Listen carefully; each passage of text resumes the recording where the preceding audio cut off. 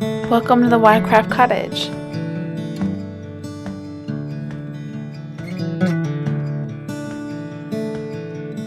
Here at the cottage, I share all things hearth and home.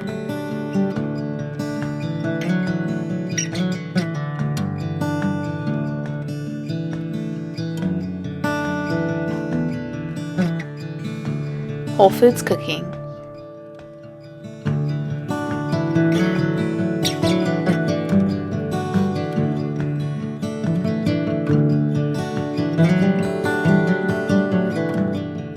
And crafting an intentional life.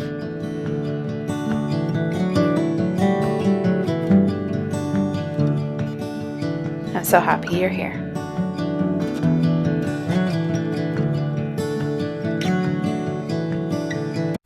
Hi friends, today I want to take you along with me while I make dinner for my family.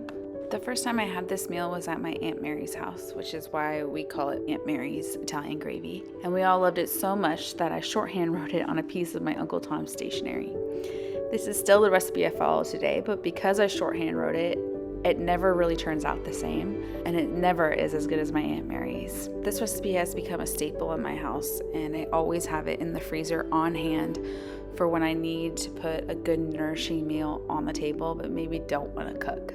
I hope you enjoy.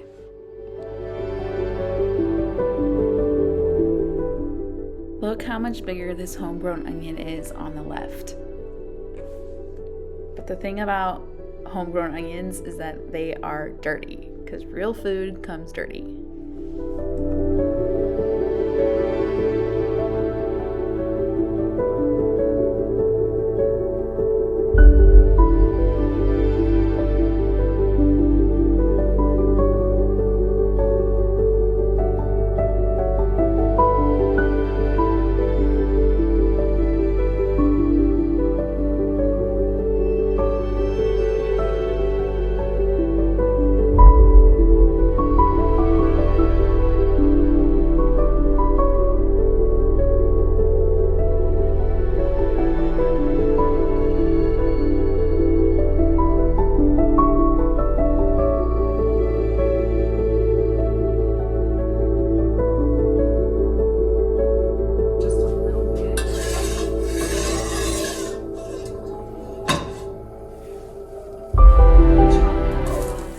The best sound.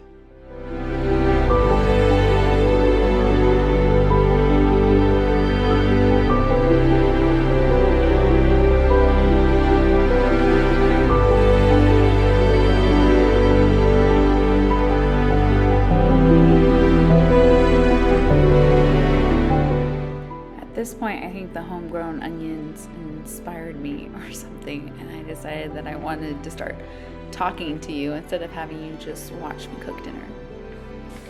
Like they just like have this sweetness. Like when you buy an onion in a store, right? From a store, whatever. It is very like sharp, right? Like it has like a punch. You know, it makes you cry, all those things. I won't say that these don't make you cry, but they have like a sweetness, like a balance. Like there's a balance to the spiciness, and it's just it's like I cannot wait. I cannot wait. I really wish that we would have been able to get garlic going this year. Like I thought about just doing it like building one bed that we would move or something, or that would be like this is where the garden's gonna be, so we can just put in garlic, you know, like why not? Even though we're like nowhere near ready for that. Because I cannot wait to grow garlic and onions, particularly, because I think there's nothing, I think I've talked about this on this channel before, like there's nothing I love more than the smell of sauteing onions and garlic. It is just like, it's just like comfort and everything, and it just makes so many things, but then also like, you know, the staples. Season, add a little bit more salt. Just because it draws out moisture, and I get hesitant, especially because I use coarse salt. I mean, this is like Celtic sea salt, it's very coarse. It takes a longer time for that to like melt and like, you know what I mean, than like table salt, or even like I find kosher salt. Like, you know, so like I need to be a little bit more mindful of the salt, otherwise we're gonna be like, ooh, wow, this is my favorite part. I love garlic, and I think I'm definitely one of those people who is in the club of there is no limit to garlic, like whatever your heart desires, right? But I do detest chopping garlic and peeling. Well, peeling mostly, and then chopping. And I very stupidly packed my garlic press because I am so picky. Because most garlic presses I find are, I'm just gonna say it, shit. Absolute shit. They do not work. They're just like more headache. I barely get any clove out of it. Pulverizing it. This is why I have to do like 20 cloves of garlic instead of 10. Because this shit don't even work. God damn it. We're gonna add, should I follow the actual, I never actually follow the, I just poured in here. I don't know, guys. That's just the way I'm like, oh, okay. Ready? Really hot. I'm gonna do a half a teaspoon. So I'm just gonna do about that. That's probably a teaspoon, honestly. And then oregano. No idea. I don't know what to tell you. I don't have all the things it calls for either. That's okay. I'm gonna add a little pepper. It's probably my favorite addition from last year to my kitchen. Is this pepper right here. Boucher. I'm gonna hold off on the salt for now. Okay, so we're just gonna stir that up. And then I always add based on my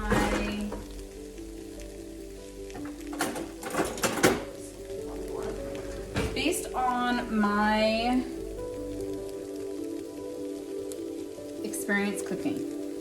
I always add the paste next because I want it to cook off just a little bit. Not cook off, just really marry. And when you dump this paste, what I found, and I don't know if this is sort of scientific or anything, this is just my experience, but what I found is that it doesn't incorporate into it. It just kind of like floats there. It's like this like blob. So I try to really like just mix it in with my veggies and my herbs. And some people would probably tell you not to mix in your herbs in because you can burn them. I'm not fine with that. It works for me. I'm gonna be babysitting this now for the next few moments, so I'm not. So yeah, I like to add my paste and then let that cook off. It doesn't need to go long, and I don't want to like scorch it in any kind of way or anything. I just want it to marry. And then I add my red wine. So it's 2 cups of red wine. I add that to it, and I scrape the fond off the bottom of the pot.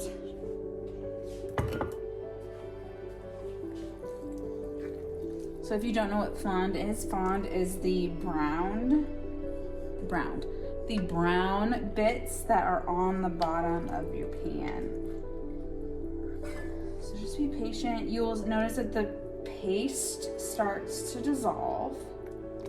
I just like to work it in and let it cook off a little bit. Because I will have a setup where I could talk to you and we have a conversation and you can see what I'm doing. That's ideal.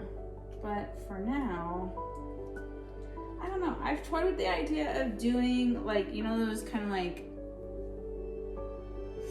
maybe I should do both, but dear God, the filming would be insane. I thought about doing it this way, like for the blog and stuff, and then doing those kind of like shorts where they just like roll out the ingredients and chop it up for you, and it's just like, I love those. First of all, I love those videos. Like, I really wish I was that patient. I don't know if my brain can like comprehend how to actually make that happen. But I don't know, I can't really talk to you about it, especially on a recipe like this, because this is such a personal recipe for me. I don't know that it's not like it's personal for my whole family. Of course, we call it Aunt Mary's gravy, you know, but it really is personal to me, and it's not like she doesn't even know. I don't even know if she'll see this or anything, you know, but it was just kind of one of those times and things in my life that like, where food moved me. I don't know.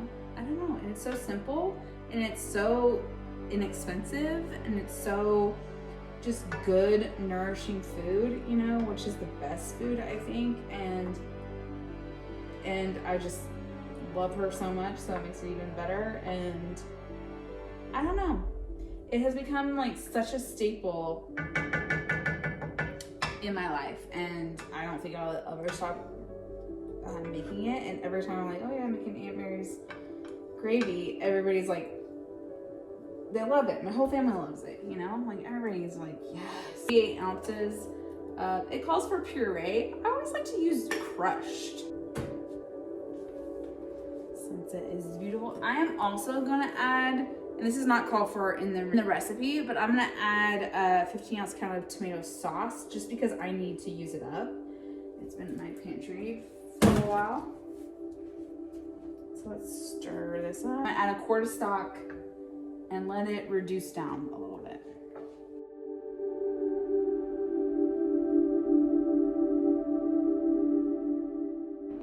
Once you add your stock and the rest of your herbs, you'll put the lid on and let it cook for at least 2 hours. I like to always clean up during this time because I somehow always make a huge mess. While we waited, we opened a beautiful bottle of Syrah from Amavi, which is in Walla Walla, Washington, and it paired beautifully with this meal.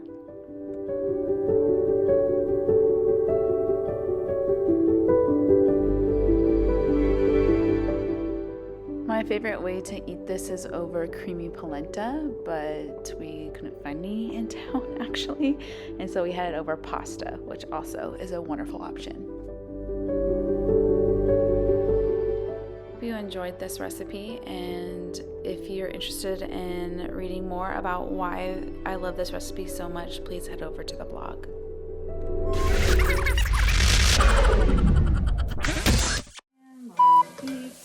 Okay, focus, because your shit's burning.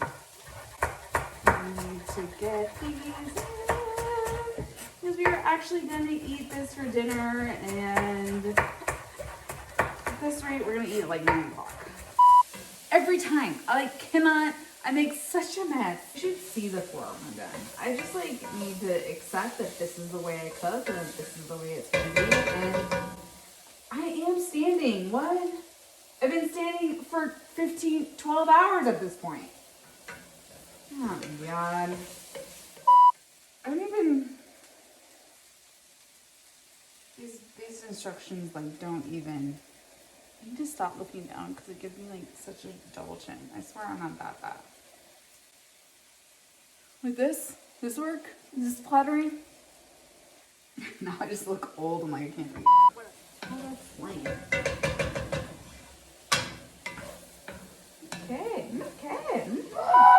Should just chop it. God, this is so professional. So professional. We're doing such a good job with life in general. Anyway, I can't. Done and done. Now that I've ranted forever about nothing, let's get into the meat and potatoes of this. Actually, really, that's probably the hardest part, is that. The chopping, the peeling, and the sauteing. And you have to do that with everything, which is why I love this recipe and because it tastes so good. Okay,